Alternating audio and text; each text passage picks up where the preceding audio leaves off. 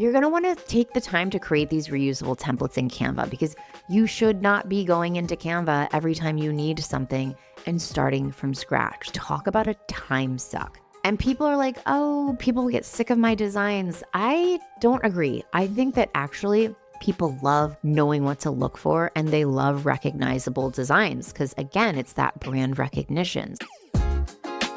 Welcome to the Creative Bodega, a podcast about content marketing, Instagram growth, and personal branding for female service-based solopreneurs who want to grow their business without letting it take over their lives.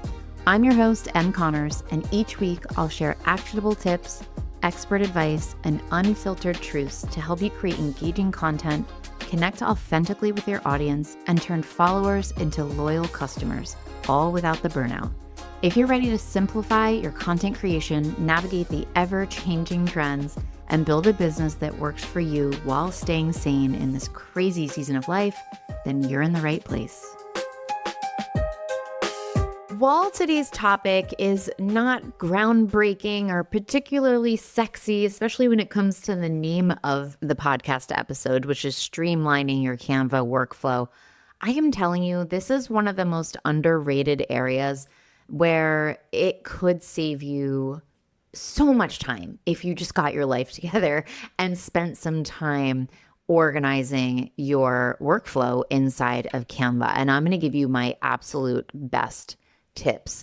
So this is for people who just find like they're spending way too much time in Canva or feeling really overwhelmed by the entire content creation process, right? So in this episode, I'm going to share some crucial expert tips to help you create a really streamlined Canva workflow that's going to save you time and keep your branding really consistent and make popping into Canva to do one thing truly only take a few minutes rather than going down a rabbit hole and spending hours in Canva, which, I've definitely done that before too. But whether you're creating social media content or course materials or launch graphics or content for your newsletter, these strategies are going to make your design process so much smoother. And because I know you're juggling a lot and dropping what you're doing to take notes isn't always convenient, I've already taken all the notes so you don't have to.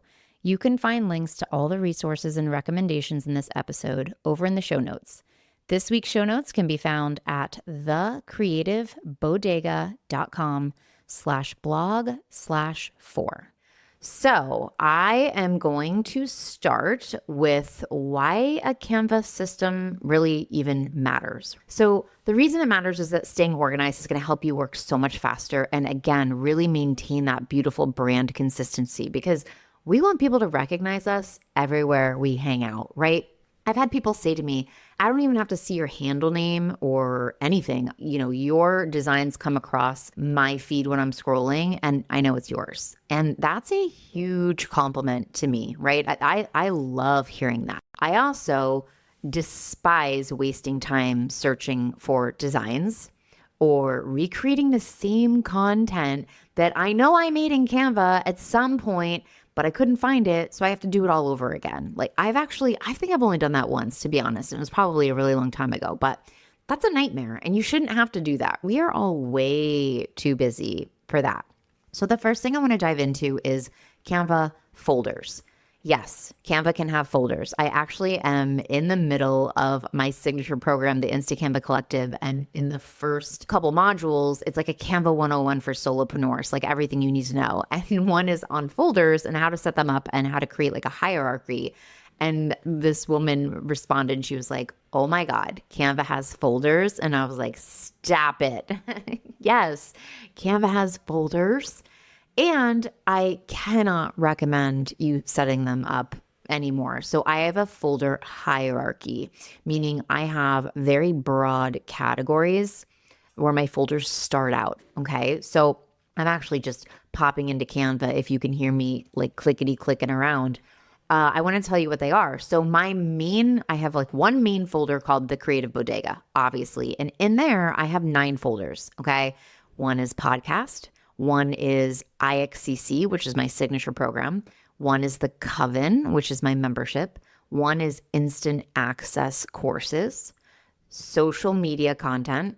one-on-one clients, free resources, collabs and presentations, and TCB branding, which is my branding. From there, I have folders within folders. So if I click into social media content, I have reels and reel covers, and then I have Instagram templates. And inside Instagram templates, I've got carousel posts, list templates, quotes and testimonials, my color palettes, and that's about it. So you can have layers. I don't really recommend you go really further than like 3 layers because then it can just get a little out of control, right? So it's really just taking a look at what's inside your Canva right now and figuring out what are the main things I am posting about and how could I break them into groups. How you're going to find folders is when you're in Canva on the left-hand side, there is going to be a projects tab, and across the top, you'll see all folders, designs, brand templates, images, videos. So we're clicking on folders and there's a button on the right on the top that says add new. That's it. You click it and you add a folder.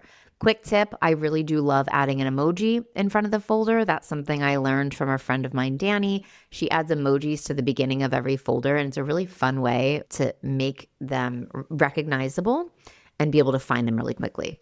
Now, next thing, you can star these folders. So when you click into a folder, at the top, after the name of the folder, there's a star, and it's just a gray outline. But if you click on that, it turns yellow, and then that folder is going to show up on your home page on the left-hand side. So for me, I always have IG templates starred, I have the content coven starred, and I have reel covers and templates starred all the time so that I can really easily access them. And that's another great tip. And then another tip, not to completely overwhelm you, is that even within your folders, you can pin certain designs to the top. And that way they are always at the top and very handy. So the way that you do that is you're just hovering over a design within a folder. You click the 3 little dots that show up in the top right-hand corner and you hit pin to folder. So that is the beginning stages of my Canva workflow, is absolutely setting up folders and subfolders for really easy access, as well as starring and pinning, okay? The next thing I want you to do to create your Canva system is just set up your brand kit. Just take the time to set up a beautiful, well-rounded brand kit, and that includes your logos, your fonts, and your colors. I have one brand kit, and within it, I do have a main color palette, but then I also have my backup colors. So I do have some backup colors that I use. So I've got the main ones in what I call a primary palette, and then I have a secondary palette. And those are colors I don't use as often, but just kind of once in a while. Then I've got my logos. A great tip that you can use is that you can download your logo if you designed it in Canva. Download that logo as an SVG file with a transparent background. And that way, when you pop a logo into your design from your brand kit, you can change the color of it, which is pretty awesome. But again, you had to have designed it or created it in Canva. That's not going to work with any custom logos that you brought into Canva. And then you have your fonts. You can have up to 8 fonts now. I'm not going to lie, I don't love that update for most people because I know people get really overwhelmed with fonts. So I miss the days when there were 3, which was just literally your header, your subheading, and your body font. But now we have 8. So feel free to only use 3 of them if you just want to stick with your heading, your subheading, and your body font. But you can have more if you want them. For my fonts, you can name them. So I always just name them the name of the actual font. Instead of putting like heading or something like that, I put Roca 2 if that's my header font. And you can even choose the size that you want, as well as you can make it bold or italics inside your brand kit, which is pretty cool. So take the time to set up that brand kit. It will save you oodles of time, I promise you. The next thing I want to talk about is really batching your content efficiently, okay? So you've probably heard me talk about coming up with a realistic posting schedule. And then you're going to look at that schedule and you're going to ask yourself, okay, so if I'm posting a reel every Monday, and for me, it's about Canva, how many cover images do I need to create in Canva? And for me, I rotate between two. So I pop into Canva, I find that real cover, I customize it for me. It's filed in the folder and it is pinned to the top of the folder because I'm going to use it over and over. I do not duplicate that design. I simply, for something like a real cover, pop into that design and I duplicate the pages. So inside that real cover design, there's like 20 of them and they all look the same. It's just that the heading is changing. And I don't know, sometimes I'll go back and delete a bunch if they're really old or something, but I usually keep a whole bunch in there and I'm just adding to that. I never ever do that for carousels though. I'm just going to throw that out there. That's always its own design file inside of Canva. I don't add like multiple carousels within one design. That would really overwhelm me and I would never find anything. So you're going to want to take the time to create these reusable templates in Canva because you should not be going into Canva every time you need something and starting from scratch. Like, talk about a time suck. And people are like, oh, people will get sick of my designs. I don't agree. I think that actually people love knowing what to look for and they love recognizable designs because, again, it's that brand recognition. So listen, you don't need to keep them forever and ever, amen. You can change them every few months. I probably do it every 6 to 8 months. And I'll just archive one or retire one and bring a new one in. I'm not overhauling and doing everything at once. But if you ask me, there's just no reason to be starting from scratch. So we've got these awesome folders set up that we need in Canva. My biggest advice for you is when you go to create a brand new design, if you're not using a reusable template that you've designed, is to head straight into that folder and then hit add new in the top right-hand corner. You can start your design from scratch right within your folder, and that means that design will automatically be filed, okay? If you're using a reusable template and you're heading straight to the folder, finding that pinned, hopefully pinned reusable template, you can just duplicate that right there and it will automatically be filed in that folder. I feel like that's one of the biggest things that people don't realize is when you're going into the home screen and you're just clicking create a new design, it's just going to be floating in space. It's not going to be filed immediately. So instead of having to remember to file it before I move on to designing, I just like to head right into the folder and start a new design right within the folder, and then everything is ready to go. If you are going to hit create a new design and you are going to start from the home screen, just one of the first things I would always get in the habit of doing is go right into file in the top left-hand corner and hit move to folder. So you get that filed immediately. Otherwise, it's probably going to be an uphill battle. So one thing you can do when you're in Canva, if you want to do some bulk filing, you can head into projects on the left-hand side. Then you're going to click on designs at the top. And when you are looking at your designs, it will tell you if it's in a folder. There'll be a little gray box and it'll tell you the folder name. So if you don't see that little gray box under the design, it's not in a folder. And you can simply hover over your design and click the check mark box in the top left-hand corner of the design and you can file it. So you can actually grab a whole bunch at once. If you see a whole bunch that need to go into the same file or folder, you can grab them at once and file them immediately. So that's also like a really nice time-saving tip instead of going one by one. So if I've got my awesome folders and I've got my reusable templates, those are two of the biggest time-saving tips I can give you, in addition to setting up your brand kit. So this is a funny story. I was driving by this house with my daughter on her way to her soccer practice, and it's one of the saddest houses on the route to go to practice. So we pass it 2 times a week at least, and it's all overgrown and there's weeds everywhere, and you would think it was abandoned, honestly. But there's this little car parked there, and the car is not shabby. And my daughter's looking at it and she was like, "Mommy, does somebody live there?" And I was like, "I don't know, she was like, "I wouldn't want to live there." And I was like, "I wouldn't either." When people show up to your feed on Instagram and your branding is like all over the place, people aren't really going to want to hang out. It feels sus, as my kids would say. It feels untrustworthy versus when you land on somebody's account or feed on Instagram and it is beautifully branded and curated and you're seeing similar designs and you're seeing similar colors and fonts and you're just like, I want to hang out here. I want to binge this account versus being all over the place, having different fonts, having different colors, it's so hard for us to wrap our brains around as consumers. People are going to want to leave. So I think it is so worth your time as a solopreneur to get that branding buttoned up, get that brand kit really nice and zeroed in on the look and feel that you want people to experience when they land on your account. So we've got our folders, we've got our brand kit set up, and we've got some reusable templates that we can use over and over pinned inside of the folders where they belong. Now, there is something I'm not mentioning, and I was going back and forth on this, but I feel like I'm a Canva verified expert, one of very few in the world, and I have to let you know that there is an option in your brand kit. It's actually not in your brand kit. It's an option on the brand tab.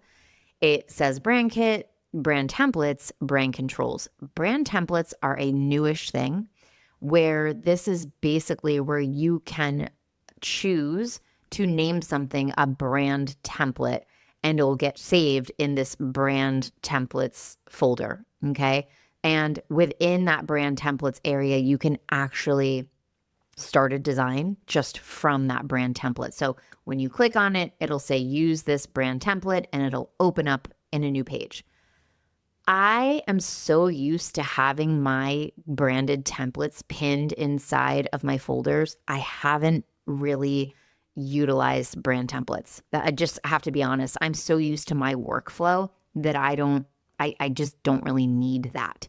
I feel like I basically found a workaround way before brand templates even existed. And now I'm just so used to mine and they work the same way that I don't use them. But if you want to create a brand template, you have to open up your design. You're going to go to share and you're going to click on the three dots that says see all. And from there, you can choose brand template.